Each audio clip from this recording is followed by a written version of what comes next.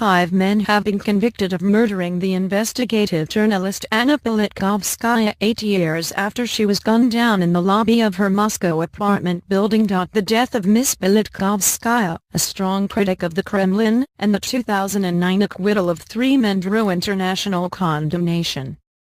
The Russian Supreme Court subsequently threw out the acquittals and ordered a new trial. The defendants were 3 Chechen brothers as well as their uncle and a former police officer.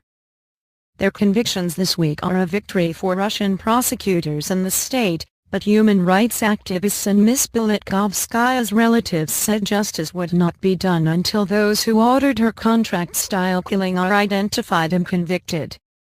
The murder will only be solved when the name of the person who ordered it is known, a lawyer for Ms. Politkovskaya's family, Anna Politkovskaya, told the RIA News agency. She welcomed the jury's verdict but said the men found guilty are only a few of the people who should be brought to justice. A spokesman for the Federal Investigative Committee, Vladimir Markin, said the authorities were doing all they can to identify and track down the person behind the killing. Kremlin critics say they doubt that will ever happen because of suspicions the trail could lead too close to the government.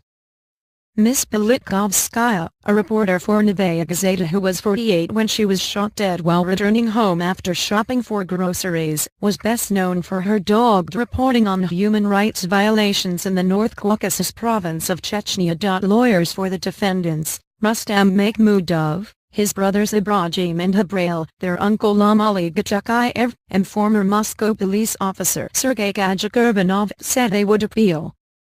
Investigators say Gachukayev organized the logistics of the killing while in jail for another matter, while Gachukurbanov was in charge of preparing for the killing and Ibrahim and Habrail Makhmudov helped track her.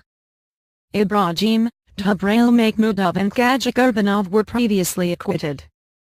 The 5 men will be sentenced by a judge at a later date and could face life in prison. Prosecutors will recommend sentences at a court hearing on Wednesday.